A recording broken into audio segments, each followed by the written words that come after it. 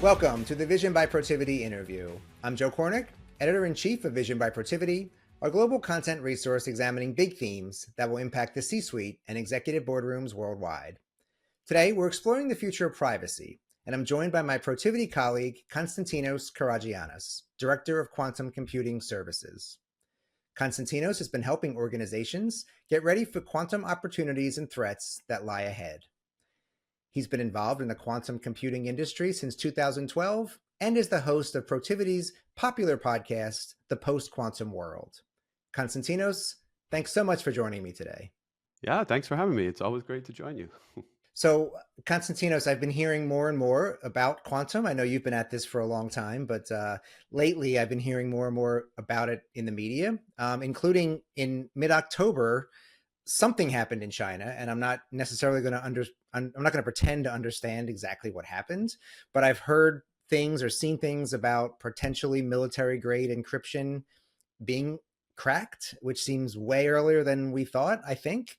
So is the end of encryption here early? Is what I know some in the media have called Q Day. Has that arrived?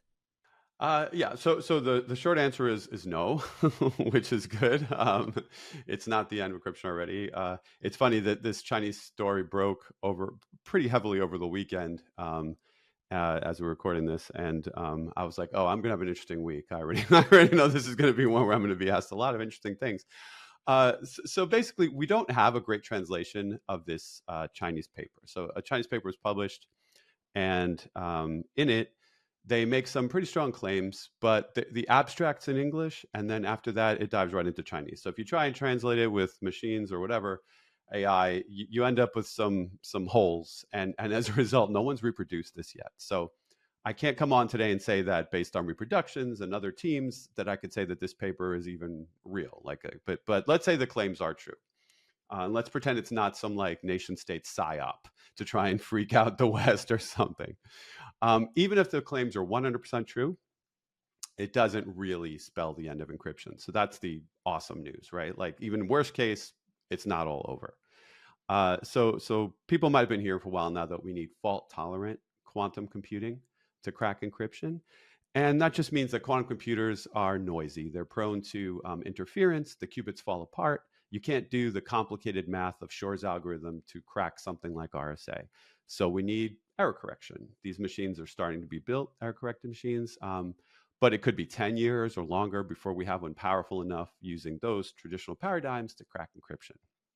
What's scary about this Chinese paper is that they used a current annealing quantum computer from D-Wave. That's a machine that's on the cloud right now that you can access and use today. It raises all sorts of questions about access. Where do these researchers come in from? D-Wave's technically Canadian, so it's all this like stuff, because I don't, your listeners might have heard of the quantum export bans going on. So I can't comment on that. I don't know how they got access to it, but basically this machine exists and can be used. So annealing is different. It's not error corrected. It's not even designed to give you the correct answer. So a gate-based quantum computer, the ones that we thought would be cracking encryption, they're designed to take a problem through a series of quantum gates and give you a definitive this or that, whatever your problem is. Annealing is more like an optimization finder. It's sort of like a global optimization peaks and valleys solver. So if I were to ask you to imagine, I love this example, like driving around the United States and finding the highest and lowest points, that would take you forever. Whereas an annealer can literally do something called tunneling. It can move through all those peaks and valleys and find the lowest one, let's say. So that kind of optimization machine is what they used in this problem.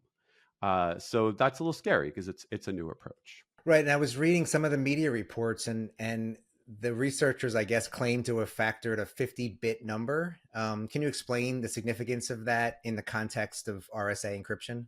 Sure. So a 50-bit number, first of all, it's not terribly large. In fact, we've tangoed in this area before, and I'll talk about that a little bit later. But basically, they picked a number, let's say 2289753, and they wanted to try and get its factors. So a 50-bit number, you could think of it as 50 bits. A bit is 0 or 1, right? So if you were to string 50 of them in a row, each of those bits has two options, 0 or 1. So because of that, the math gets very interesting. It becomes 2 to the n. So it would be 2 to the 50th power. Those are all the possible combinations of 1, 0, 0. Okay. So that's a pretty big number, right? Um, but if you're going to try and crack something like RSA, you're talking about a 2048-bit key. That is way bigger. You're thinking more along the lines of 2 to the 2048th power. These numbers get insanely large. The universe only has 2 to the 80 particles in it. So these are just numbers that you can't even fathom. So it's not like 2 to the 50 is anywhere near or even touching 2048, because exponential math is not really something humans are comfortable thinking about. Like, you could represent that number I cited before, that's 7 digits, right? If you were to represent a 2048-bit number, you would use 617 digits. So take that number they factored, add 610 more digits to it, and that's just 1. So that's crazy. That's not even scratching the surface. So as a result, like, we're nowhere near anything what could be called military grade encryption or a real risk to today. So that's kind of like for starters. Okay, well, that certainly makes me feel better, and I'm guessing most of the people watching also feel better. Um, what are some of the practical challenges in scaling quantum annealing to a level where it could truly threaten our encryption standards? Yeah, so we're having a hard time scaling regular gate-based machines, right? That's why we don't have these fault-tolerant systems yet. So when it comes to annealing, the question is, does this paper show any kind of linear path that scaling even becomes an issue?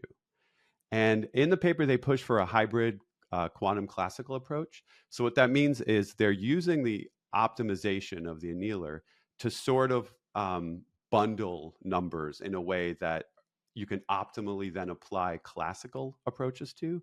So you could think of it as like a search for the keys. You're kind of bundling likely places to look for the keys, and then you're going to use classical hardware to look for the keys. That's really hopelessly simplifying it. I just want to make sure that it doesn't like fly right over listeners' heads. Um, so that's what's happening. It's kind of like a machine learning. They almost call it like an approach to machine learning, which it's really not, but they're calling it that. It's like optimization. So because of that layout, um, they're hoping that this will scale. So that's fair to hope that. But when you look at the classical systems that are involved, I'm not convinced that you can go much farther. Like even if you can optimize for a larger key search, I don't think the hardware you then have to rely on to do the actual searching would be able to keep up. I think we're going to hit the scaling limit fast. And this isn't the first time we've seen this kind of limitation.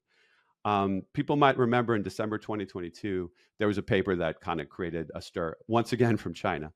It was called Factoring Integers with Sublinear Resources on a Superconducting Quantum Processor. So it's a big, crazy title.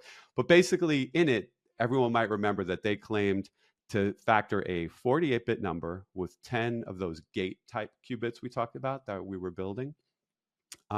Using extrapolation, they said you'd only need 372 to crack RSA. That's terrifying, because we thought we would need many, many thousands of error-corrected qubits to factor RSA. So that was sort of a skies falling situation.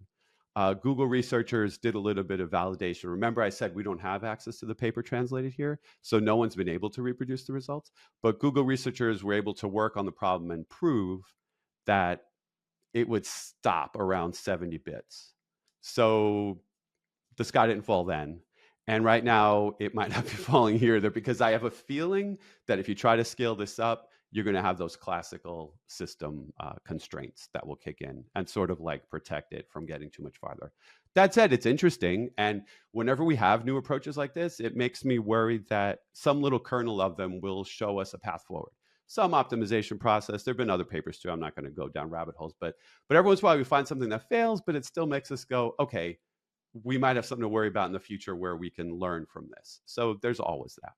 Well, great. I mean, thank you so much for shedding some light on that, and making us feel perhaps a little bit better, or perhaps a little bit more on alert or high alert, as we probably all should be anyway. We are sitting here in the middle of Cybersecurity Month, and Vision by Protiviti is focused on the future of privacy. So I'm just curious if we could take a sort of a 30,000-foot view and talk a little bit about how organizations should be preparing for the potential impact of quantum computing on their cybersecurity infrastructure, on their data security framework, even if it's maybe not the most immediate threat, but we know it's coming eventually? Sure. One big thing to point out is this approach that was published in the Chinese paper can't touch the new NIST post-quantum cryptographic standards that were released on August 13th, 2024. The lattice-based approach in there is safe from this type of attack and safe from Shor's algorithm, which is the quantum attack we were all worrying about. So really the best thing you could be doing right now is starting the migration plans for PQC. It's time to start taking inventory, start looking at what cryptography you have in place, start looking at which critical assets you might want to protect first, because migrating a new cryptography takes time and it's tricky. So that's the journey you have to begin on. This paper will not, as I said, threaten PQC. So why not start looking towards PQC? Because that is going to be a path that everyone has to take. It's also important to note that eventually NIST is going to start recommending the deprecation of some classical ciphers. So whether you believe that quantum computers are 10 years or 10 million years away that can crack encryption, it doesn't matter. Eventually, you're going to start failing audits and things like that if you don't have the latest ciphers in place. So it is really time to start examining your environment and making a move to PQC. Well, Konstantinos, thank you so much for giving us that insight. Certainly glad that we've got you to sort it all out for us and to help us make sense of it. Even if I didn't understand everything you said, I understood a great deal of it. So I am further along than I was before we started talking. So thank you for that. Yeah, and if I manage to recreate the paper, I'll be sure to come on and tell you what happened. Yes, please do. Okay. Thanks, Konstantinos. Appreciate it. And thank you for watching the Vision by Protiviti interview. On behalf of Konstantinos Karagiannis, I'm Joe Kornik. We'll see you next time.